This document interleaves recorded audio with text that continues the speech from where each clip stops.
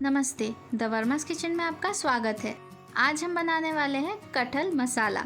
इसे बनाने के लिए हमें चाहिए 1 किलो कटहल कटा हुआ, 4 बड़े प्याज लंबे कटे हुए, 3 टमाटर कटे हुए, 2 बड़े चम्मच अदरक लहसुन का पेस्ट, 1 बड़ा चम्मच हरी मिर्ची का पेस्ट। आपको जितना तीखा चाहिए आप उस हिसाब से ले सकते हैं।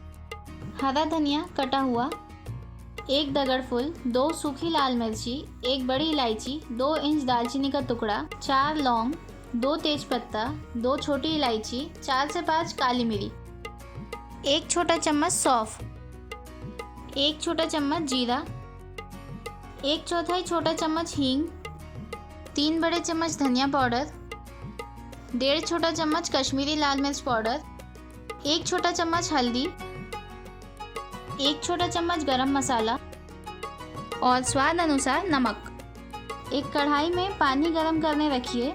इसमें हल्दी और नमक डालकर चलाते हुए मिक्स कर लीजिए। जब पानी अच्छे से उबलने लगे तब इसकी आंच धीमी कर दीजिए और इसमें कटे हुए कटहल के टुकड़े डाल दीजिए।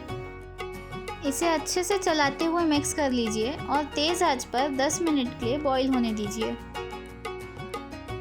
10 मिनट के बाद कटहल को निकाल लीजिए और इसे 10 से 15 मिनट के लिए अलग रख दीजिए ठंडा होने के लिए, ताकि इसका पानी निकल जाए। आप इसे छन्नी में रख के भी इसका पानी निकाल सकते हैं। 10 से 15 मिनट के बाद एक कढ़ाई में तेल गरम कीजिए और इसमें कटहल के टुकड़े तलने के लिए डाल दीजिए। कटहल को हम तेज़ आंच पे फ्राई करेंगे।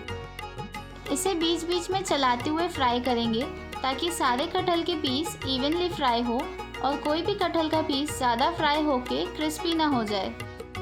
हमें इसे तब तक फ्राई करना है जब तक इसका कलर चेंज होना स्टार्ट नहीं हो जाता। जब कटहल का कलर चेंज होना शुरू हो जाए तो इसे निकाल लीजिए और ठंडा होने के लिए रख दीजिए। अब आगे की कुकिंग के लिए इस कढ़ाई में से तेल कम करके 4 बड़े चम्मच करीब तेल रहने दीजिए। इसमें तेज पत्ता डालिए, सूखी लाल मिर्च को इस तरह से तोड़कर डालिए। अब इसमें दालचीनी और दगड़ फूल डालिए, लौंग, काली मिरी, बड़ी इलायची और छोटी इलायची क्रश करके डालिए। अब इसमें हींग डालिए। कटा हुआ प्याज डाल के इसे तेज़ आंच पर लगातार चलाते हुए भूनिए। अब इसमें अदरक लहसुन का पेस्ट और हरी मिर्ची का पेस्ट डालिए। अब इसे मध्यम से तेज़ आंच पर लगातार चलाते हुए भूनिए। इसमें स्वाद अनुसार नमक डालकर अच्छे से चलाते हुए मिक्स कीजिए और मध्यम से तेज़ आंच पर लगातार चलाते हुए भूनिए। अब इसमें टमाटर डालिए और अच्छे से चलाते हुए मिक्स कर लीजिए। टमाटर को अच्छी तरह से मिक्स करने के बाद इसे ढककर मीडियम फ्लेम पर कुक होने दीजिए।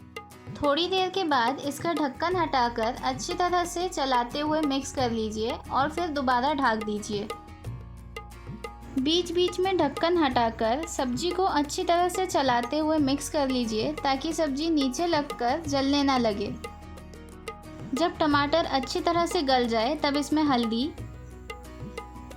धनिया पाउडर और लाल मिर्च पाउडर डालकर अच्छी तरह से चलाते हुए मिक्स कर लीजिए। हमें इसे लगातार चलाते हुए मीडियम फ्लेम पर तेल छूटने तक भूनना है। अब इसमें आधा कप पानी डालकर अच्छे से चलाते हुए मिक्स कर लीजिए। अब इसमें फ्राई किए हुए कटहल के पीसेस डालिए और अच्छे से चलाते हुए मिक्स कर लीजिए। क्या आप जानते हैं, कच्चे कटहल में पके हुए पीले कटहल के मुकाबले प्रोटीन और फाइबर की मात्रा बहुत अधिक होती है और कार्बोहाइड्रेट्स की मात्रा उतनी ही कम। हमें इसे लो से मीडियम फ्लेम पर लगातार चलाते हुए कुक करना है। कटहल में विटामिन ए, विटामिन सी और विटामिन ई के साथ साथ कॉपर, मैग्नीज, मैग्नीशियम और फास्फोरस भी पाया जाता है। इसे ढककर धीमी आंच पर 10 से 15 मिनट के लिए कुक होने दीजिए। बीच बीच में इसका ढक्कन हटाकर अच्छी तरह से चलाते हुए इसे मिक्स कीजिए और फिर दोबारा से ढक दीजिए। कटहल नज़र के साथ साथ हीमोग्लोबिन, डायबिटीज़, आर्थराइटिस और डाइजेशन के लिए भी काफ़ी फ़ायदेमंद होता है। 10 से 15 मिनट के बाद ढक्कन हटाकर अच्छी तरह से चलाते हुए मिक्स कर लीजिए। हमें इसे मीडियम से हाई फ्लेम पर लगातार चलाते हुए कुक करना है जब तक कि इसका पानी सूख नहीं जाता। कटहल का एक पीस लेकर इस तरह से कट करके देखिए कि कटहल अच्छी तरह से कुक हुआ है या नहीं। अगर कटहल इस तरह से इजीली कट नहीं हो रहा है तो कटहल अभी भी कच्चा है, तो इसे ढककर धीमी आंच पर थोड़ी देर और कुक होने दीजिए। अगर कटहल कुक हो गया है तो इसमें गरम मसाला और कटा हुआ ताज़ा हरा धनिया डालिए। गैस बंद करके इसे अच्छी तरह से चलाते हुए मिक्स कीजिए और तुरंत ढक दीजिए। कटहल मसाला तैयार है। इसे गर्मा गर्म पराठों के साथ एंजॉय कीजिए। वीडियो देखने के लिए धन्यवाद। लाइक, कमेंट और शेयर करना ना भूलें। हमारा चैनल द वर्मास किचन को सब्सक्राइब कीजिए और बेल आइकन दबाइए।